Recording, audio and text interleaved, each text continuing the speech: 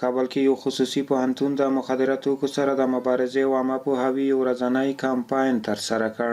د باختر خصوصي پوهنتون ادارې د مخدره توکو پر وړاندې د مبارزې کمپاین په نوم د سړک پر سر یو پروګرام پیل کړ چې موخه یې د نشهیي توکو د زیانونو په اړه د عامه پوهاوي لوړول، د ځوانانو ترمنځ د روږدي کېدو مخنیوی، د روږدو کسانو د درملنې او پرېښودو ته هڅول، د نشهیي توکو پر وړاندې د مبارزې لپاره د بیلابیلو همکاریو هڅول او پیاوړتیا، او په ټولنه کې د روږدي کېدو د ګواښ په وړاندې د ټولنیز یووالي پیاوړتیا ده.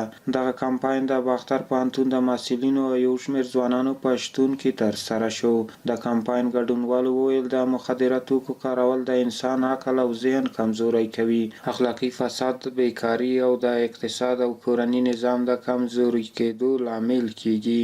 همدغه نشهیي مواد چې انسان تباه کوي، د انسانانو عقل له منځه وړي، د انسانانو جسم کمزوری کوي، د انسانانو مالی برخه کمزوری کوي. همدارنګه همدغه نشهیي مواد چې اخلاقي فساد په جامعه کې خپروي. نو په همدې خاطر باندې نن مونږ د باختر پوهنتون لخوانه غواړو چې خپلو وطنوالو ته دغه پیغام ورسوو چې نور به په خپله جامعه کې دغه مواد ختموو او د پای ټکی به ورته ږدو.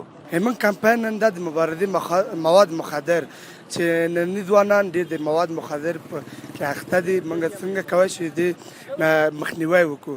زیاتره ځوانان دي چې مسافرت لارې مواد مخدر ته لار پیدا کوي. خو موږ غواړو چې موږ جامعه د دې فساد نه او د دې مواد مخدر نه پاک شي. با در نظر داشت مسئولیت‌های علمی، اجتماعی و دینی خود کمپاین را تحت نام مبارزه علیه مواد مخدر راه اندازی کند تا از یک طرف انسجام و تقویت اجتماعی به منظور مبارزه علیه این پدیده شوم در جامعه به میان بیاید، از سوی دیگر سطح آگاهی و معلومات شهروندان در رابطه با اضرار مواد مخدر افزایش پیدا کند و از جانب دیگر یک انگیزه منسجم اجتماعی در میان جوانان، محصلان و شهروندان جامعه به وجود بیارد که همه دست به دست هم بتیم تا جامعه را از اضرار این پدیده شوم و خطرناک نجات دهیم تا زمینه اعتیاد جوانان به این موضوع مساعد نگردد. دغه پوهنتون مسؤلینو وویل بېسوادي د مخدره توکو د زیانونو په اړه ناپوهي، مجبوریت، فقر او بد ملګري د مخدره توکو د روږدي کېدو لاملونه دي.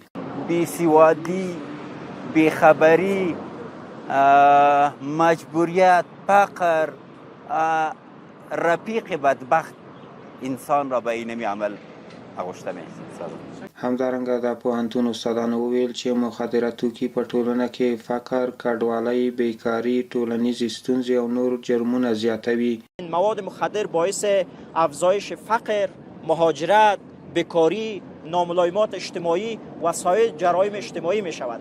ما تلاش می‌ورزیم تا با استفاده از آدرس پوهنتون باختر و از آدرس محصلان پوهنتون باختر راهکارهای علمی و اساسی را جهت پدیده کن کردن این مواد در میان جوانان راه اندازی کنیم تا جوانان ما دیگر به مواد مخدر آغشته نشوند و تشویق کنیم آنها را به سوی تعلیم، آموزش، درس، مکتب، پوهنتون تا یک جامعه سالم و عاری از مواد مخدر داشته باشیم. که څه هم د معتادینو د درملنې او مخدره توکو د مخنیوي په برخه کې پراخ فعالیتونه ترسره شوي، خو بیا هم کابل ښاریان له اسلامي امارت غوښتنه کوي چې ځوانانو ته د زده کړو او کارموندنې زمینه برابره کړي ترڅو د دې شومو پدیدو ښکار نشي.